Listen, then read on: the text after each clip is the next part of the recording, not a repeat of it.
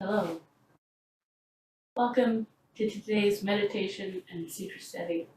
We'll proceed with the meditation portion. Uh, and so, yeah, I'm going to start meditating.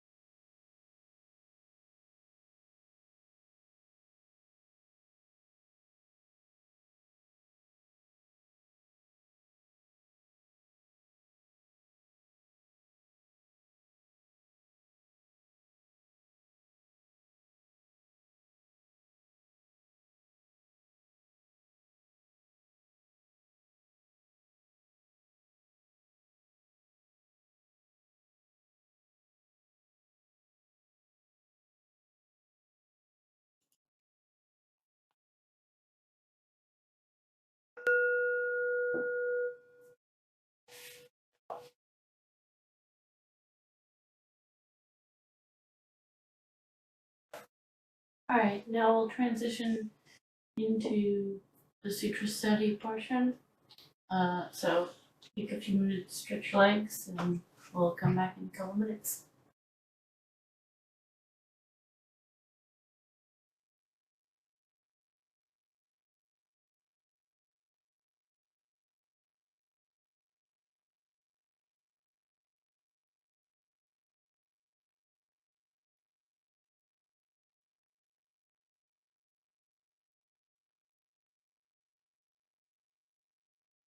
Continue reading the Shangama Sutra where we left off, at the top of page 49. The Buddha then held up his shining hand, straightened his fingers to give instruction to Ananda and the assembly, and asked, "After I attained enlightenment, I went to Mragadava Park, where I told Ajnata Wandinya and his group of 5 bhiksus, as well as you monks, nuns, and devotees, that all living beings failed to realize enlightenment and became arhats because they were misled by foreign dust, which created delusion and distress. What at that time caused you to awaken, so you can now win the holy fruit?" Ajnata Kaundinya then rose from his seat and replied to the Buddha, "I am now a senior in the assembly, in which I am the only one who has acquired the art of interpreting, because I had awakened to the expression foreign dust, so that I won the fruit.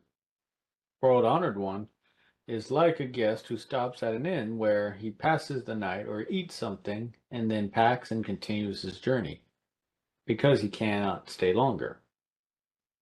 As to the host of the inn, he has nowhere to go.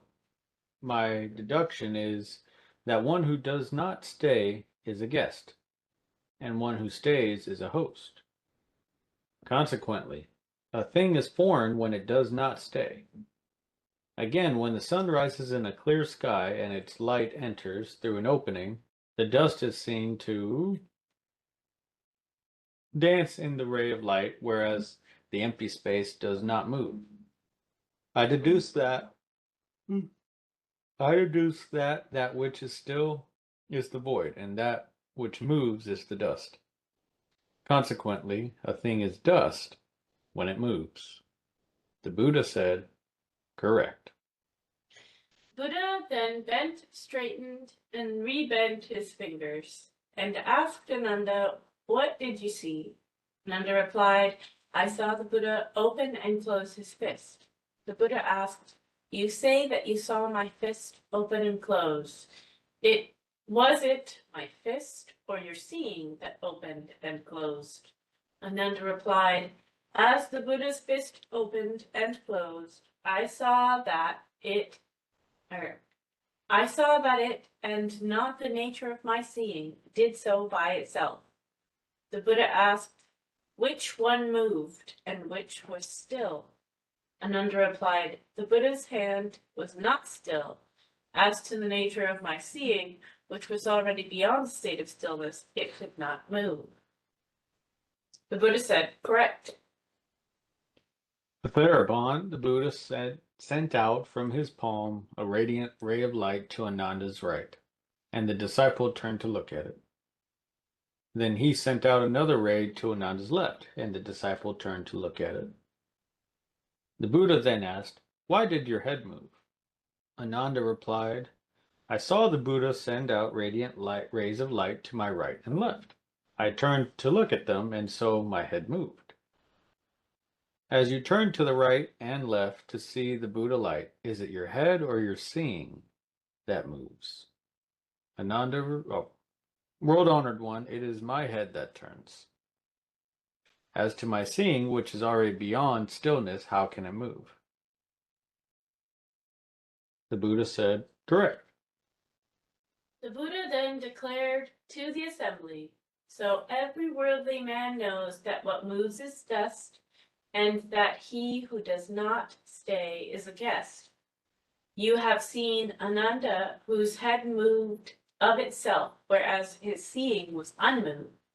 You have also seen my fist, which opened and closed of itself, whereas his seeing neither expanded nor contracted. Why do you still regard the moving as your body and surroundings? And so, from beginning to end, allow your thoughts to rise and fall without interruption, thereby losing your true nature and indulging in backward actions. By missing the mind of your nature and by mistaking objects for yourselves, you allow yourselves to be caught in the wheel, thereby forcing yourselves to pass through transmigrations. Transmigrations are just rebirths.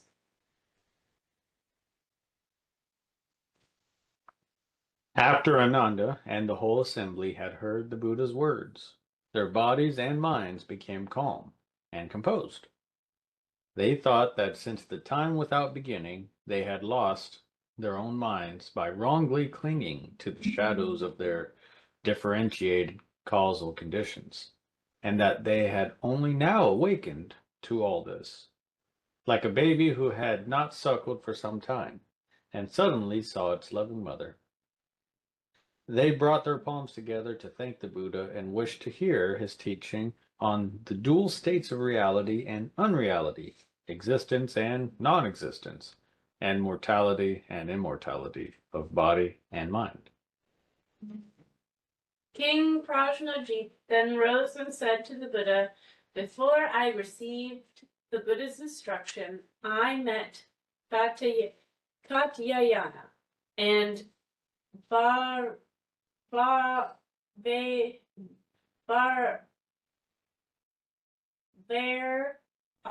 Tiputra, who both said that when the body died, its annihilation was called nirvana. Although I have now met the Buddha, I am still not clear about this. All those here who are still in the stream of transmigration wish to know how to realize that mind and prove that it is beyond birth and death." The Buddha said to King Prasenajit, "Great King, I now ask you about your body of flesh and blood. Is it permanent and indestructible like a diamond, or does it change and decay?" My body will decay and finally be destroyed. The Buddha asked, "Great King, have you not yet died? You have not yet died. How do you know that your body will be destroyed?" The king replied, "World-honored one, though my impermanent, changing, and decaying body is not yet dead, I observe that it changes and decays without a moment's pause, and is bound to go out like a fire that gradually burns out and will be reduced to naught." The Buddha asked, "Yes, great King, you are old now, but how do you look compared to when you were a child?" The king replied, "World-honored one, when I was a child, my skin glowed, and when I grew up, I was full of vigor. But now I age and weaken. I grow thin, and my spirits are dull. My hair is white, and my face wrinkled, so that I know I shall not live much longer. There is no comparison between now and when I was full of vitality." The Buddha said, "Great King, your appearance should not decline." The king replied, "World-honored one, it has been changing all the time, too imperceptibly for me to notice it. With the constant change of seasons, I have become what I am now. Why?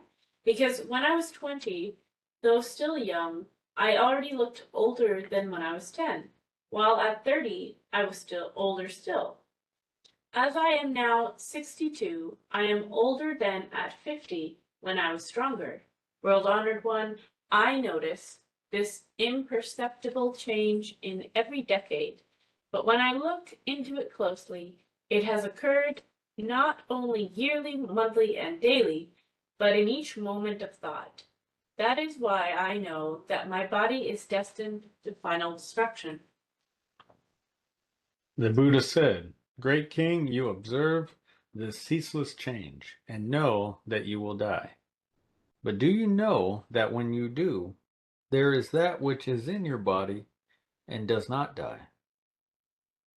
The king brought his two palms together and said, "I really do not know." Sorry.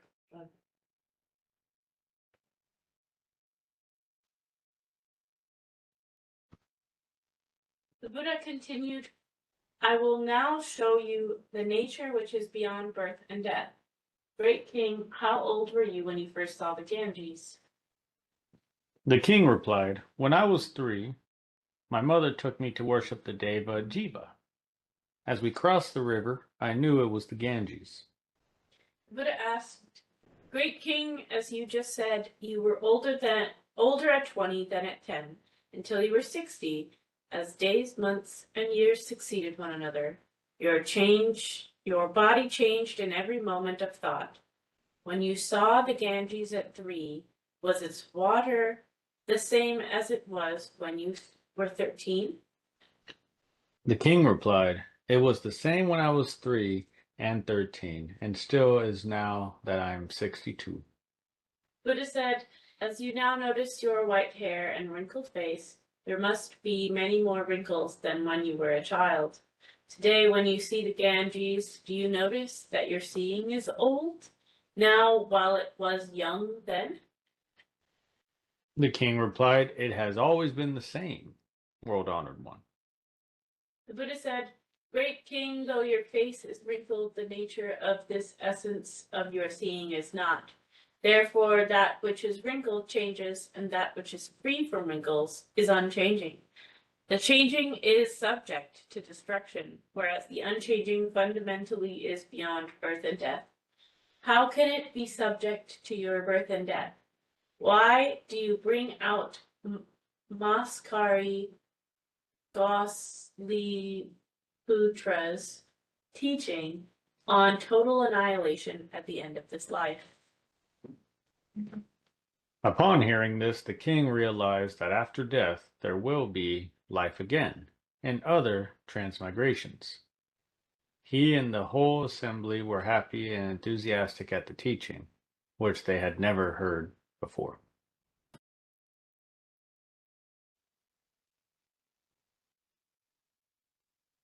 After hearing this, Ananda rose from his seat, prostrated himself before the Buddha, brought his two palms together, and knelt, saying, World-honored one, if both seeing and hearing are beyond birth and death, why has the Buddha said that we have lost our true nature and so acted in an inverted manner? Will you be compassionate enough to enlighten us, so wash off our defiling dust?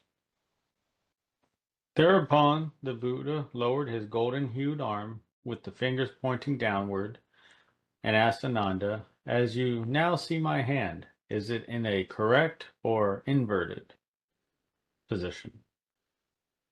Ananda replied, all worldly men regard this as inverted, but I myself do not know which position is correct or inverted.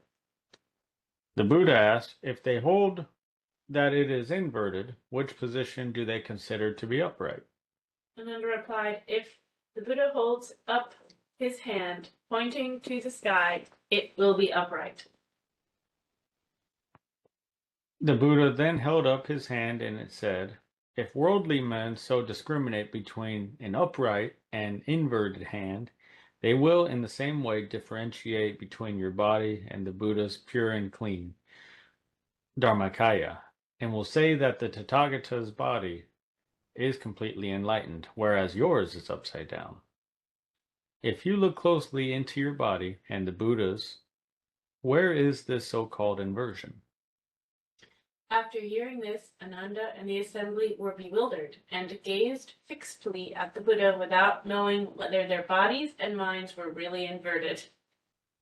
The Buddha was moved with compassion. Oh, hello? Okay. Oh, Oh, sorry. I didn't realize my microphone was on. So I just turned it off when I realized, that's all.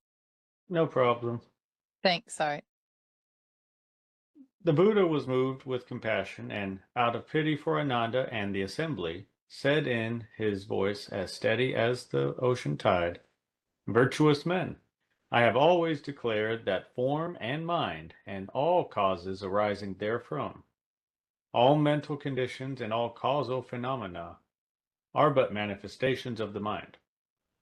Your bodies and minds are just appearances within the wonderful, bright, and pure, profound mind. Why do you stray from the precious, bright, and subtle nature of fundamentally enlightened mind, and so recognize delusion within enlightenment?" Dimness creates emptiness, and both in the darkness unite with it to become form. The mingling of form with false thinking causes the latter to take the shape of a body, stirred by accumulated causes within and drawn to externals without. Such inner disturbance is mistaken for the nature of mind. Hence, the false view of a mind dwelling in the physical body, and the failure to realize that this body, as well as external mountains, rivers, space, and the great earth, are but phenomena within the wondrous bright true mind. Like an ignorant man who overlooks on the great ocean, but grasps at a floating bubble and regards it as the whole body of water in its immense expanse. You are doubly deluded amongst the deluded. This is exactly the same delusion as when I hold my hand down. And so the Tathagata says that you are the most pitiable people.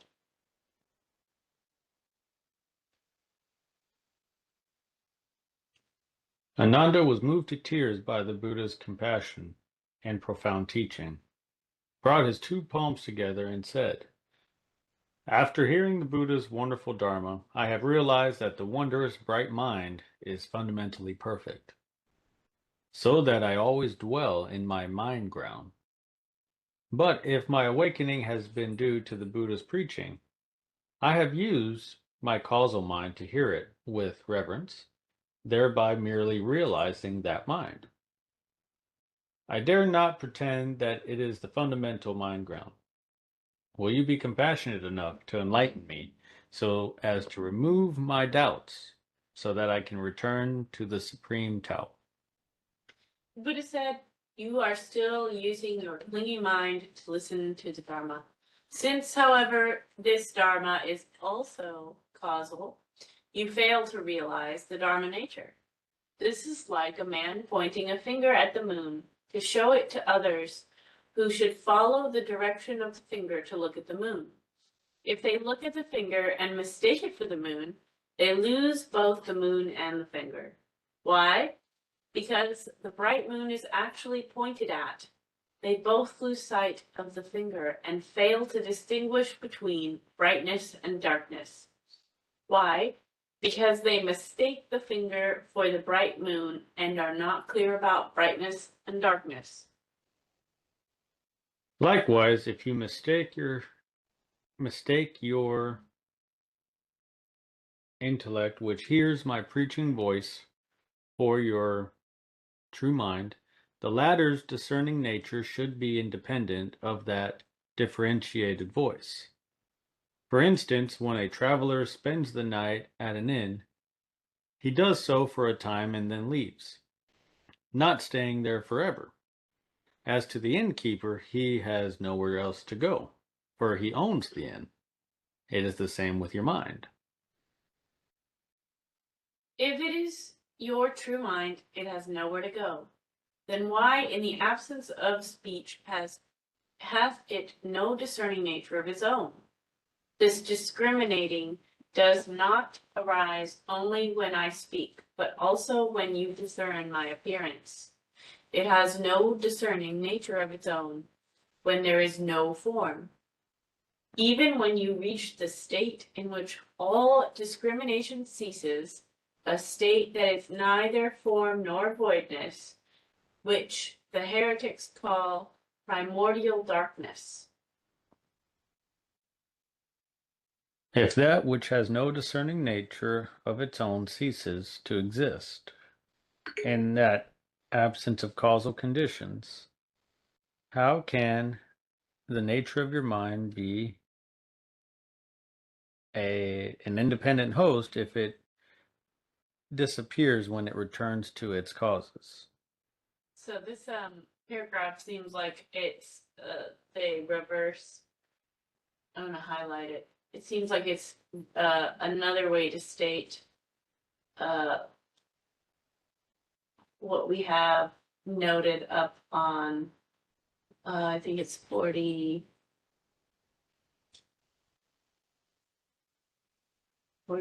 or something. Yeah. That which continues to possess discerning nature, even in the absence of sense data, is really your mind.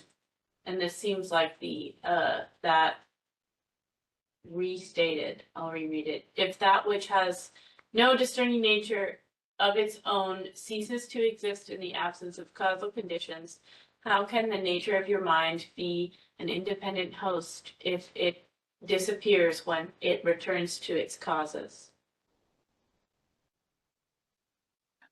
Yeah, definitely does seem like it's repeating, but this is in the form of a question, not a statement.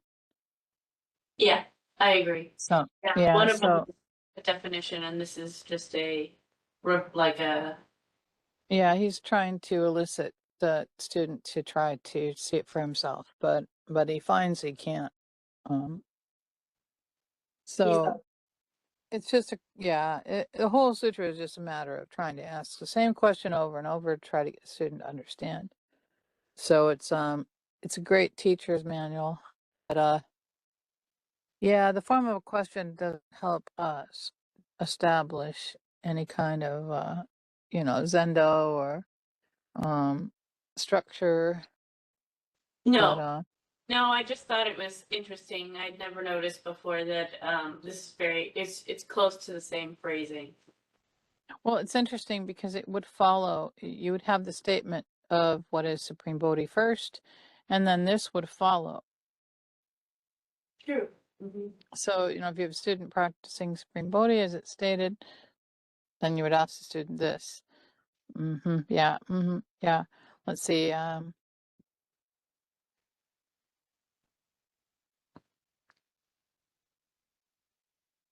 Yeah. So it can't be external is what it's saying here.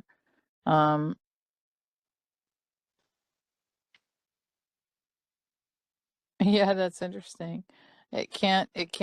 So this further exemplifies the we're on the right path because he's saying, how can the nature of your mind be, I guess I'm put independent, host if it disappears when it returns to its illusory causes.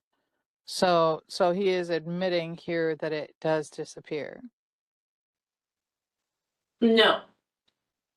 He's how can the nature of your mind, so if that which has no discerning nature of its own ceases to exist in the absence of causal conditions, how can the nature of your mind be an independent host if it disappears when it turns? So he's saying that if it disappears when it returns to its illusory causes, then that's not it.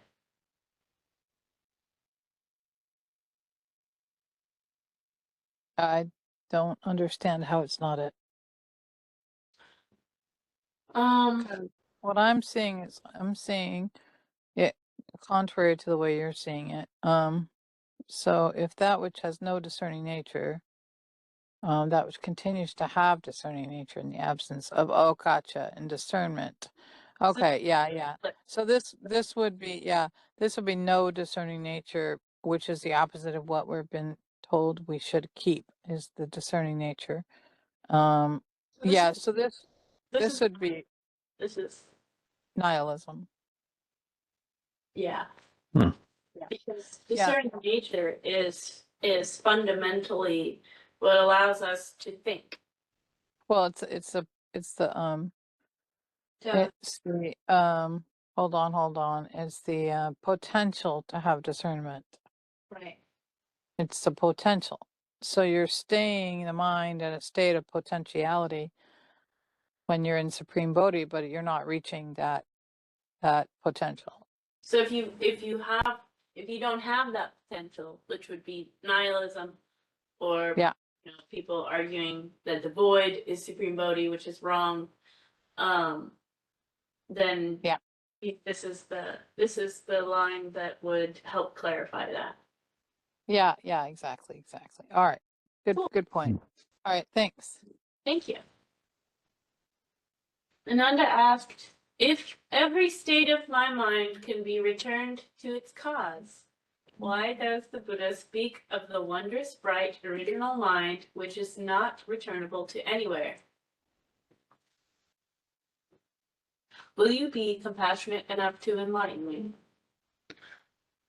The Buddha said, "As you see me now, the essence of your seeing is originally clear. Although it is not the profound bright mind, it is like a second moon, but is not a reflection of the moon. Now listen attentively to my explanation of that which cannot return anywhere. Ananda, the doors and windows of this hall are wide open and face east. There is light when the sun rises in the sky, and there is darkness at midnight when the moon wanes or is hidden by fog or clouds. Your seeing is unimpeded through open doors and windows, but is obstructed where there are walls or houses. Where there is discrimination, you perceive the causes, and in the dull void you only see emptiness.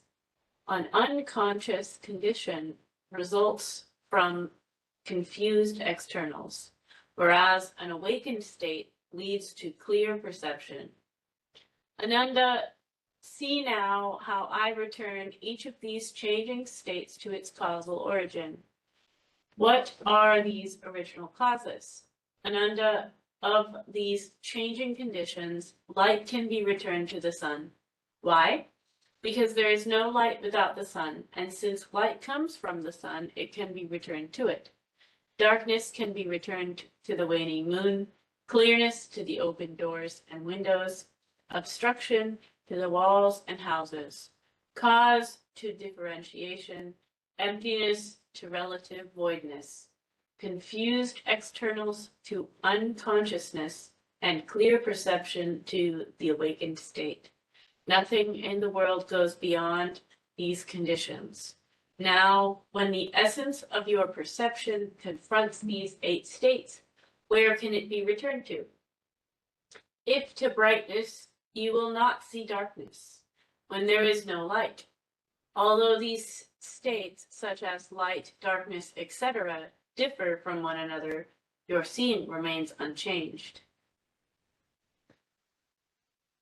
All states that can be returned to external causes are obviously not you. But that which cannot be returned to anywhere, if it is not you, what is it? Therefore, you should know that your mind is fundamentally wonderful, bright, and pure, and that because of your delusion and stupidity, you have missed it, and so are caught on the wheel of transmigration, sinking and floating in the samsaric sea. This is why the Tathagata says that you are the most pitiable of men. Ananda asked, I now understand that the nature of perception cannot be returned to any external cause, but how can I know that it is my true nature? The Buddha said, Ananda, though you have not yet reached the state beyond the stream of transmigration, you may now use the Buddha's transcendent power to behold the first dhyana heaven without obstruction, like Aniruddha, who sees this world as clearly as fruit held in his own hand. Bodhisattvas can see hundreds and thousands of worlds.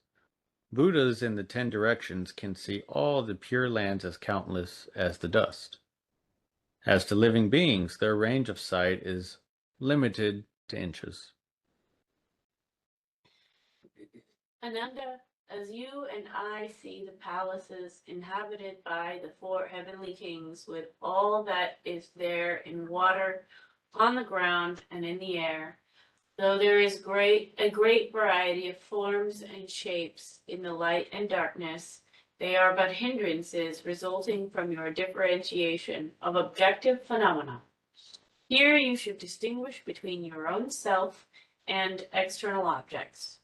From what you see, I now pick out that which is your own self, and those which are but phenomena. Ananda, if you exhaust the field of your vision, from the sun and moon to the 7 mountain ranges, with all kinds of light, all that you see are phenomena, which are not you. As you see passing clouds and flying birds, the wind rising and dust, trees, mountains, rivers, grass, men, and animals, they are all external and are not you.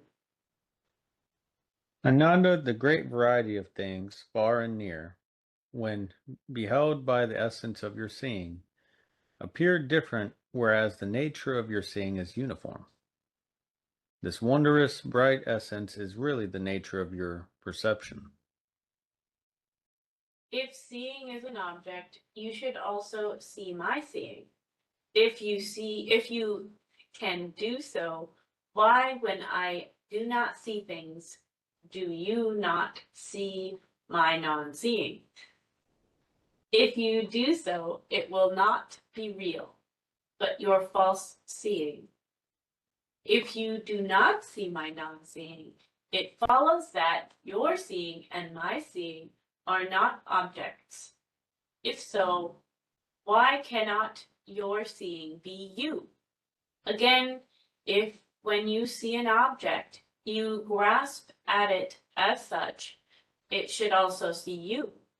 If so, that object and the nature of seeing will mingle, and you, I, and the world will be in complete confusion. Ananda, when you see, this seeing is yours and not mine, and its nature penetrates everywhere. If it is not you, what is it? Why do you still doubt about your real nature and ask me to confirm that it is not false? Ananda asked, World-honored one, if I am the nature of seeing, why, when the Buddha and I saw the palaces of the 4 heavenly kings and the sun and moon, did this seeing first penetrate the whole world and then return to this vihara, then to its temple, and now to this hall with its eaves and corridors? Does this seeing, which first pervaded the universe, now return to and fill only this hall? Does its previous scale not shrink, or is cut up by the walls of this hall? I do not know where the meaning of all of this really lies. Will you be compassionate enough to enlighten me? The Buddha replied, Ananda, all things in this world, whether large or small, inner or outer, as well as in other conditions, are external. You should not say that your seeing expands and contracts. Take, for instance, a square box, the inside of which is seen as containing a square of air.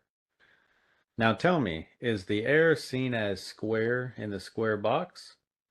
Really square or not? If so, it should not be round when poured into a round box.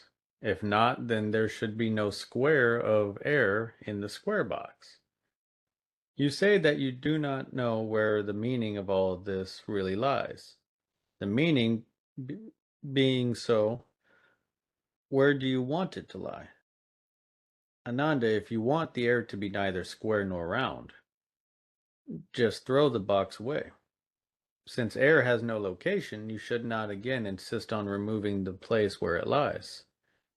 If, as you said, when you entered this hall, your seeing shrank into a small compass, then when you look at the sun, do you lift it up to reach that sun in the sky overhead? If a wall can cut off your seeing, can you prevent it from peeping through a hole in the wall? Therefore, your contention is wrong.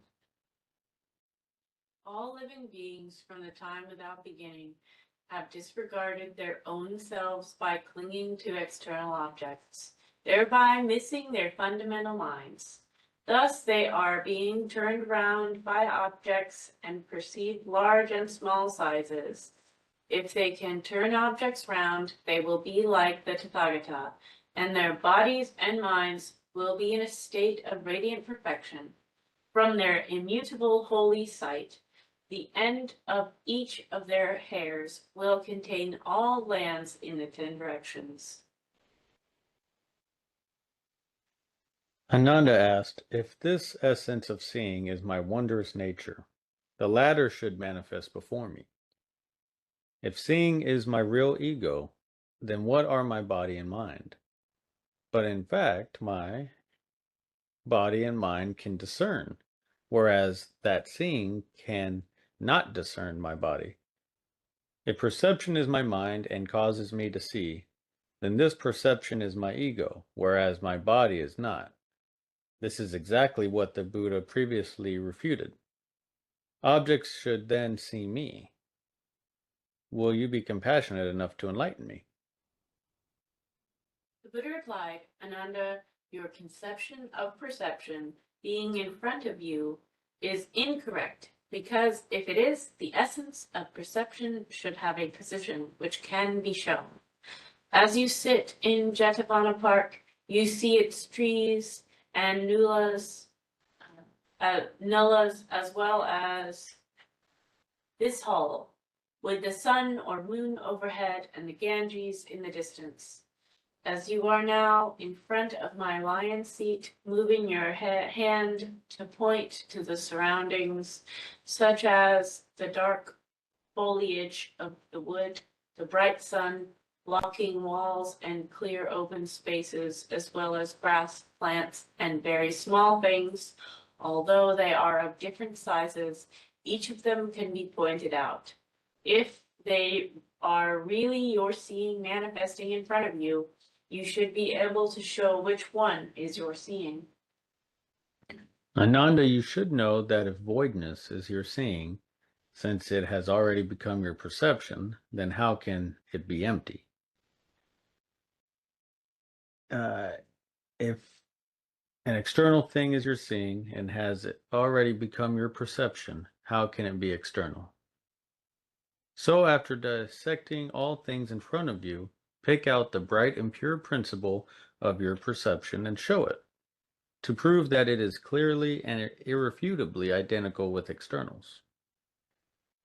Ananda said, from this hall, I now see the Ganges in the distance, the sun or moon overhead, and all that I can point out with my finger and see with my eyes.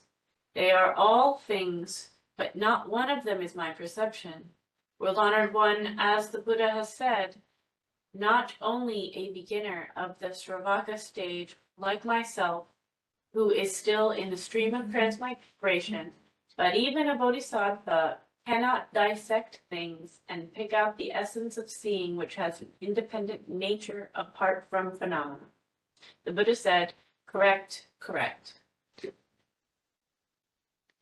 The Buddha said, as you have said, there is no essence of seeing with an independent nature apart from phenomena.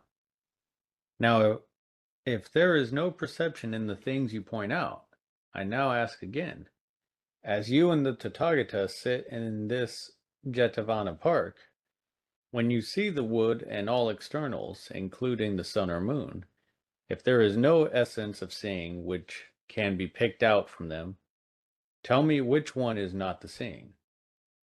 Ananda replied, Of all the things seen in this Jedhavana park, I do not know which one is not the seeing. Why? Because if the trees are not the seeing, why do I see them? If they are the seeing, why are they trees? If the void is not the seeing, why do I see it? If the void is the seeing, why is it empty? I too have thought carefully about all this and now conclude that each one of them is the seeing. The Buddha said, correct, correct. In the assembly, all those who had not achieved the stage beyond study were very surprised at hearing the Buddha say this. They failed to understand his meaning and were perturbed and thrown off balance. The Buddha realized their perplexity and alarm and took compassion on them, saying, "Virtuous men, the words of the King of the Supreme Law are true, accord with reality, and are neither deceitful nor false, unlike those of the heretics whose sermons are arbitrary and aimless. Now listen attentively. Your faith in me shall not be in vain." Thereupon Manjushri Bodhisattva, who took compassion on the floor Varga, rose from his seat, prostrated himself at the Buddha's feet, brought his two palms together, and said, "World honored one, these people do not understand the Tathagata's twofold revelation of the reality and unreality of the essence of perception in form and voidness. They think that if causal form and voidness are the seeing, there should be an indication of it. And if they are not, there should be no seeing. They do not understand your teaching and are therefore surprised and bewildered. But they are not like those whose roots are frivolous and inferior. May the Tathagata be compassionate enough to enlighten them, so that they know what objects and this essence of perception are fundamentally, and that there exists neither is nor is not between them." The Buddha declared to Manjushri and the assembly, "To all Tathagatas and great Bodhisattvas of the 10 directions, abiding in the state of samadhi, seeing and its causes, as well as all forms imaginable, are like flowers in the sky, which fundamentally do not exist. This seeing and its causes are essentially the profound, pure, and bright substance of enlightenment. How can there be is and is not within it? Manjushri, I now ask you this. You are already the real Manjushri. Can there be another Manjushri who first is and then is not?" Manjushri replied, "No, world honored one. I am the real Manjushri, and there cannot be another. Why? Because if there is, then there will be two Manjushris. But my presence here does not mean that there is no Manjushri, with an arbitrary conception of is and is not in between." The Buddha said, "Likewise, this clear seeing, as well as the objects and the void, are fundamentally the perfect, pure, true mind of the wonderful, bright, supreme Bodhi, wrongly perceived as form and voidness, as well as hearing and seeing. Just as a second moon is perceived with the accompanying misconception of real and unreal moons. Manjushri, there is only one real moon, which is beyond the condition of is and is not. Therefore, if you discern seeing and its objects, and give rise to all kinds of creation, this is wrong thinking, which will prevent you from getting out of this dual condition of is and is not.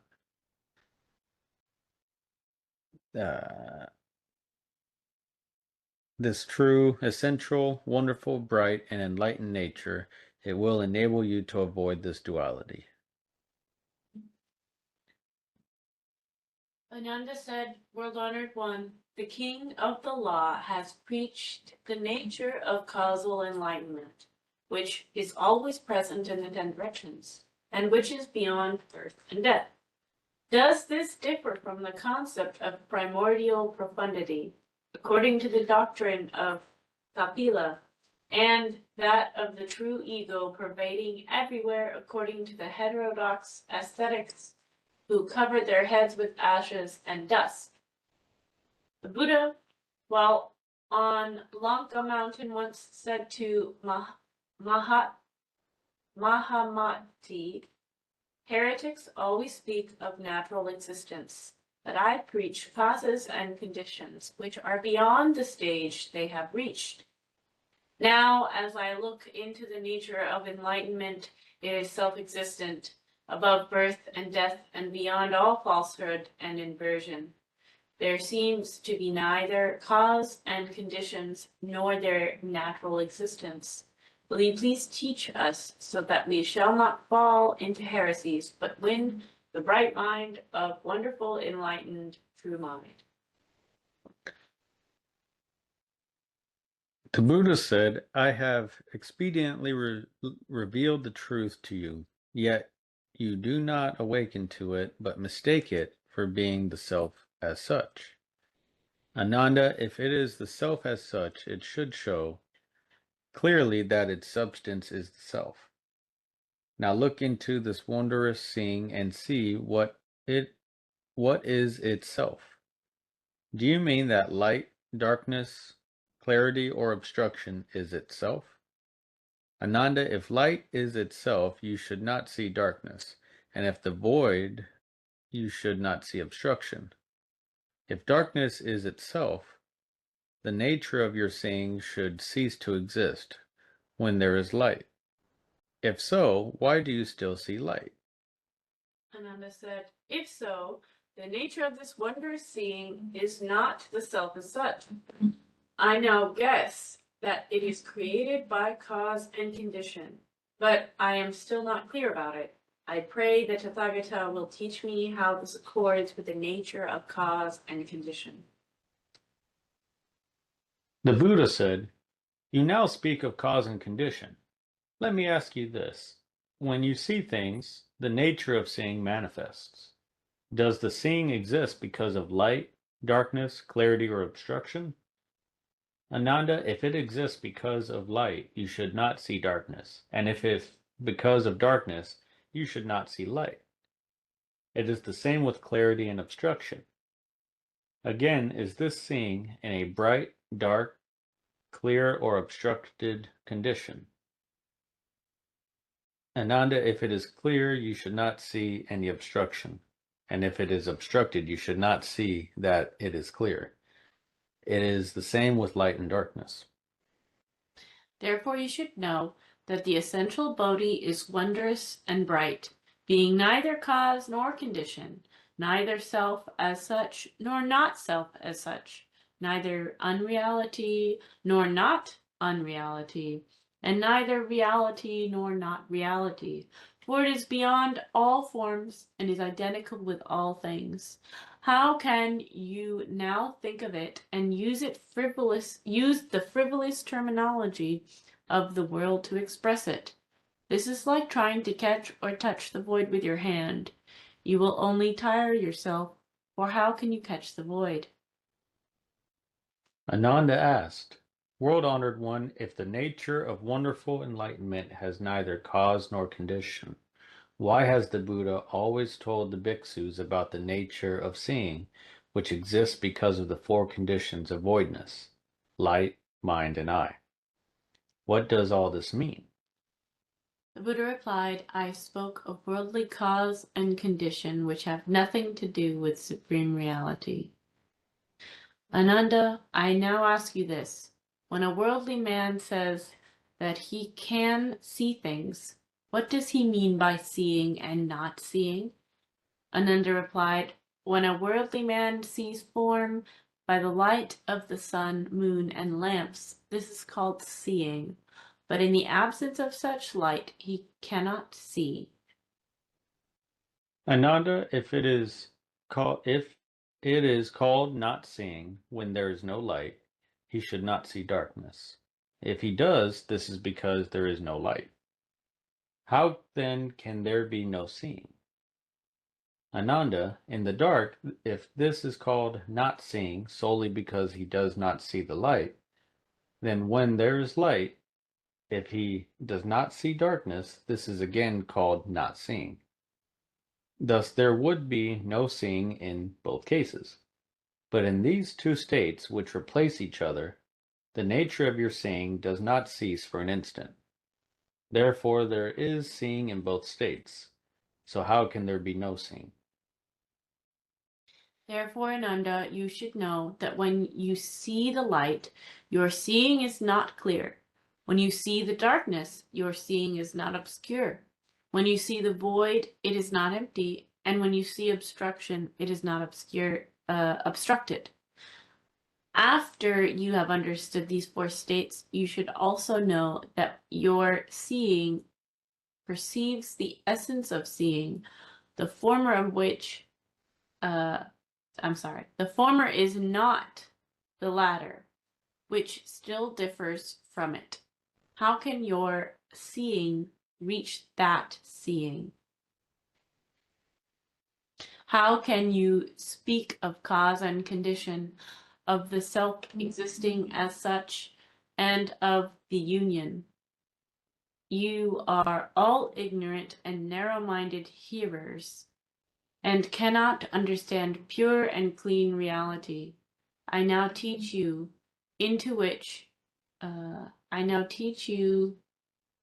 the truth, into which you should look carefully.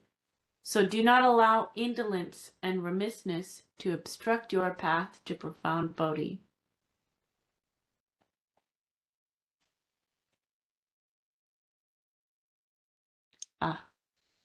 And it is 7. So I'll make a note where we stop. We're stopping on the top of page 79, and we'll repick this up next week. So make a note of that. And then also, we're going to put this on YouTube. So for those of you that may have joined in the midst of us reading, it'll be available on YouTube for you to review as well. Sorry about that. We didn't get the link out in time. So it is the same link as well. So next week you should be able to use the same link if there's any kind of confusion. I know that Anne normally sends out a reminder each week. So feel free to use any of the links that say Wednesday night Sutra study. Yeah, it doesn't work if you use the one for the Sunday service link. Right. Yes. Good call out. Yeah. Well, cool. Thank you very much, everybody. Thank you. Thank you. Thanks for joining. Did anyone have any questions?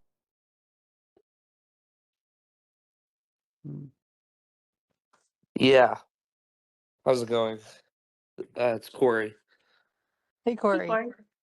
So I did join a little late. Is this really just about trying to show form sight isn't dependent on form essentially? Yeah, wow. Sounds good. Sounds like a good one. Jasmine, I want you to answer I first. joined at the end, so I didn't see. I only saw the ones about light, so I'm assuming that just means That's sight great. is That's form. great. Right. You're seeing, it's not dependent on form. And you can see that he disproves that, because if it is, then in the opposite of whatever form you think your sight is dependent on, it should not exist. So wouldn't Right. wouldn't it be that the sight is form itself essentially? All things are form. If you can think it, then therefore it. If you can name it from whatever sense it is you're experiencing it, then that's form. So form is naming. And well, sight is named from mind, right? So that sight is like the recognition of sight, essentially, right? So wouldn't that mean, because that's where Right. all the questions come from, is when it's like Right. observed and it's a separation, right? Right. Yeah. Right. Okay. So you're using a sense that is sight and seeing, but when he uses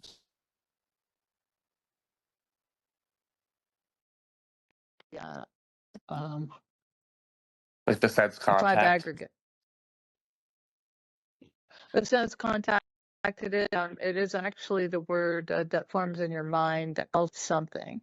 So, like for instance, when I'm seeing, I could see externally and I could see internally, and internally would be perception, which is a combination of form and feeling. And feeling is contact. Form is naming, feeling is contact, perception is a combination of both. Okay. So there's sight and there is seeing, and seeing is internal and sight is external. But in any case, you're naming it. You're naming either the meaning of what you're seeing internally or the image externally you're seeing. You're naming, and that would be the form portion. Okay, so I do have a question. So with that kind of recognized, what would like the next like where would that put you? Like what would the next step be? Like where like once that has been kind of understood, what would like the final line be to say, okay, so this is where we're at in this discourse? Right. Well, Like once that's been kind of, yeah. dissolved or proven, where does that Well, put you? he is teaching Ananda, and so he is going to go through each of the aspects of the skandhas the 5 aggregates in order. And so next, would be feeling in this discourse. So he will go through all of them. But at the moment, he's trying to get Ananda to ask himself what is true and what is not true, so that Ananda can experience it for himself rather than just hearing the Buddha tell him. So Ananda, remember at this point, Ananda has been with the Buddha for years and years and heard everything the Buddha has taught and still does not understand. So therefore, he's doing his best to try to get Ananda to experience Supreme Bodhi, experience true mind, and by asking these, these very complicated and twisted questions. Okay, and what is this sutra called? This is the Again? Shrangma. Okay, yeah, I thought so. Oh, yeah, the namesake of Jasmine's Zendo is this sutra. So this is the foundation of her Zendo is a sutra. Okay. And I think that Perfect. the first part of this is on YouTube as well. So this is just the second session starting from the beginning again. So feel free to watch the first session and then watch this and ask any questions you might have from that as well. Yeah, it Perfect. gives a little background on how this sutra started and where in the location of the sutra and who's in attendance and why the Buddha is talking about it in the prior. Perfect. All right, well, I appreciate it. Yeah, that's all my questions were. Yeah, it's cool. It's cool. Thanks. Thank you.